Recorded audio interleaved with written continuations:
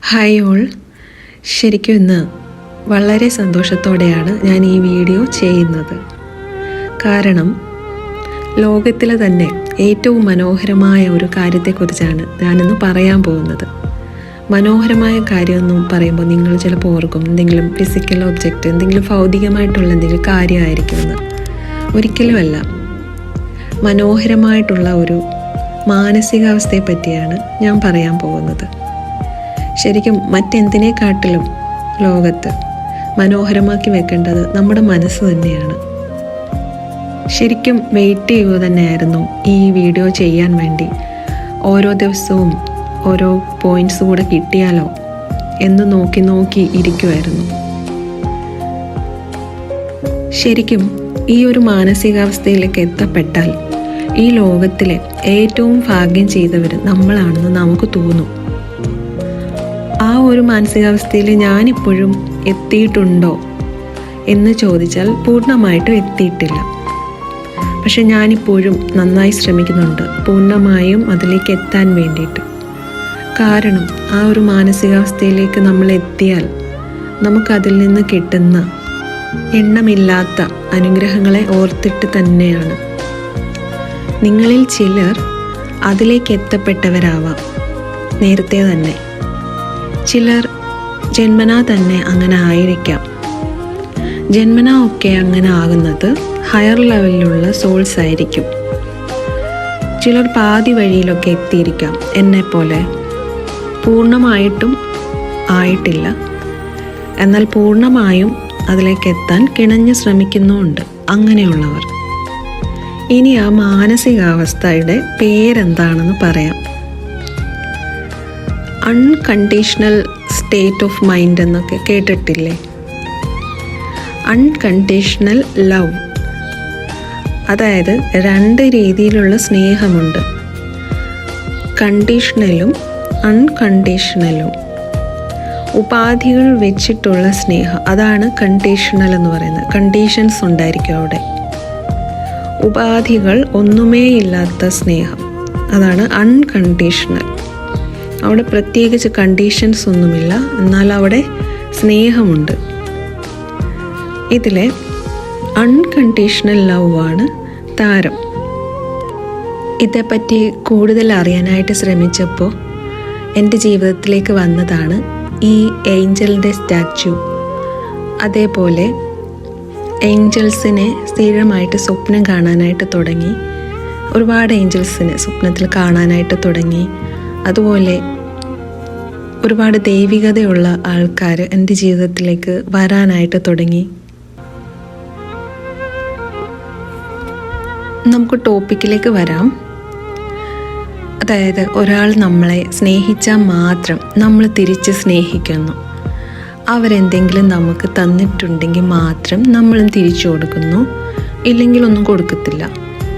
അതേപോലെ നമ്മുടെ കുടുംബാംഗങ്ങളോട് പുറത്തു കൊടുക്കുന്നത് പോലെ പുറത്തുള്ള ആൾക്കാരോട്, അല്ലെ നമ്മുടെ സുഹൃത്തുക്കളോട് ഒക്കെ പുറത്തു കൊടുക്കാൻ നമുക്ക് കഴിയാതിരിക്കുക, ഇതെല്ലാം കണ്ടീഷണൽ ലവിൽ വരുന്നതാണ്. അതായത് ഉപാധികൾ വെച്ചിട്ടുള്ള സ്നേഹമാണ്. ആ സ്നേഹം ഒട്ടും മനോഹരമല്ല, ആ സ്നേഹത്തിന് ഒട്ടും സുഖമില്ല. അതുപോലെ ഒരാൾ നമ്മളോട് എന്തെങ്കിലും തിന്മ ചെയ്താൽ അതേ അളവിൽ നമ്മളും തിരിച്ച് ചെയ്യുക. ദേഷ്യം, പക, അസൂയ, ഇതൊക്കെ ഈ കണ്ടീഷണൽ ലവിൻ്റെ പരിണത ഫലങ്ങളാണ്. ഈ വികാരങ്ങളൊക്കെ നമ്മളെ വളരെ മോശമായ രീതിയിൽ സ്വാധീനിക്കും. നമ്മുടെ മനസ്സിനെ, നമ്മുടെ ആത്മാവിനെ, എന്തിനേറെ നമ്മുടെ ശരീരത്തിനെ വരെ വളരെ മോശമായ ഒരവസ്ഥയിൽ എത്തിക്കുന്നതാണ്. എന്നാൽ അൺകണ്ടീഷണൽ ലവ്, അതായത് ഡിവൈൻ ലവ്, ദൈവികമായ സ്നേഹം പ്രാക്ടീസ് ചെയ്യുന്നവർക്ക് അവരെ സ്നേഹിക്കാത്തവരെ സ്നേഹിക്കാൻ കഴിയും. അവരെ സഹായിക്കാത്തവരെയും അവർക്ക് സഹായിക്കാൻ കഴിയും. അവരോട് ക്ഷമിക്കാത്തവരോട് അവർക്ക് ക്ഷമിക്കാൻ കഴിയും. അച്ഛനമ്മമാരുടെ സ്നേഹം അൺകണ്ടീഷണൽ ലവിന് വളരെ നല്ലൊരു ഉദാഹരണമാണ്. അതുപോലെ ഒരിക്കൽ നമ്മൾ സ്നേഹിച്ചിരുന്ന ആൾക്കാർ അവരെന്തൊക്കെ കാണിച്ചാലും അവർ നമ്മളോട് അതിനുശേഷം എന്തൊക്കെ കാണിച്ചാലും നമുക്ക് അവരെ വെറുക്കാൻ കഴിയാതിരിക്കുന്നത്. നമുക്ക് അവരെ വെറുക്കാൻ കഴിയില്ല. അവർ നമ്മളടുത്ത് എന്തൊക്കെ കാണിച്ചാലും ഒരിക്കൽ സ്നേഹിച്ചിരുന്നു എന്നതിൻ്റെ പേരിൽ. അതും അൺകണ്ടീഷണൽ ലവിൻ്റെ ഭാഗമാണ്. അൺകണ്ടീഷണൽ ലവ് പ്രാക്ടീസ് ചെയ്യുമ്പോൾ നമുക്ക് ആരോടും ദേഷ്യമോ പകയോ ഒന്നും തോന്നത്തില്ല. നമ്മൾ പിന്നെ എല്ലാവരെയും സ്നേഹിക്കുന്നതും സഹായിക്കുന്നതും ഒന്നും പ്രതീക്ഷിച്ചിട്ടായിരിക്കില്ല. നമ്മുടെ മനസ്സിൽ സ്നേഹം മാത്രമേ ഉണ്ടാവുള്ളൂ. അതുകൊണ്ട് നമുക്ക് അതിന് മാത്രമേ കഴിയൂ. ഒരാൾ നമ്മളോട് സഹായം ചോദിച്ചാൽ നമുക്ക് സഹായിക്കാതിരിക്കാൻ കഴിയില്ല. അതുകൊണ്ട് നമ്മൾ സഹായിക്കുന്നു. നമ്മളതാണ്. നമ്മളിപ്പോൾ ഹയർ ലെവലിലാണ്.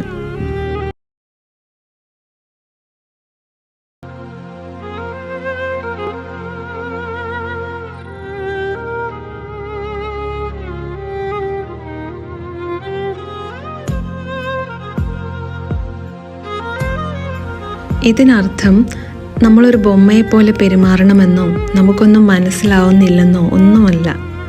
നമുക്കറിയാം നമ്മുടെ കർമ്മഫലം നമുക്കും അവരുടേത് അവർക്കും ഉള്ളതാണ്. അതേപോലെ അൺകണ്ടീഷണൽ ലവിൽ വരുന്നവർ മറ്റുള്ളവരോട് അമിതമായ ഒരു ബോണ്ടേജ് ഒന്നും അവർ ആഗ്രഹിക്കുന്നുണ്ടാവില്ല. എല്ലാവരും ഒരുപോലൊരു സ്നേഹം മാത്രമേ അവർക്കുണ്ടാവൂ. നല്ല വികാരങ്ങളിലേക്കും പോസിറ്റിവിറ്റിയിലേക്കും മാറുമ്പോൾ അവരുടെ മനസ്സ് അതിലേക്ക് ചാഞ്ഞുകൊണ്ടിരിക്കുകയായിരിക്കും. ആ നല്ല വികാരങ്ങളുടെ സുഖം അറിയുന്നത് കൊണ്ട് അവർക്ക് പോസിറ്റീവ് അല്ലാത്ത ഒരു വികാരങ്ങളിലും താല്പര്യം കാണില്ല. എക്സാമ്പിൾ അസൂയ, ദേഷ്യം, അതൊക്കെ മനസ്സിൽ നിന്ന് മാറി നിൽക്കുന്നത് കൊണ്ട് തന്നെ അവർക്ക് ചുറ്റും ഒരു പോസിറ്റീവ് ഓറ ഉണ്ടായിരിക്കും. അവരുടെ മനസ്സിൻ്റെ ആ നന്മ അവരെ ചുറ്റി എപ്പോഴും ഉണ്ടായിരിക്കും. ഇതിലേക്ക് എത്താൻ എല്ലാവർക്കും കഴിഞ്ഞെന്ന് വരില്ല. പുണ്യം ചെയ്തവർക്ക് മാത്രമേ അങ്ങനൊരു മാനസികാവസ്ഥയിലേക്ക് എത്താൻ കഴിയൂ.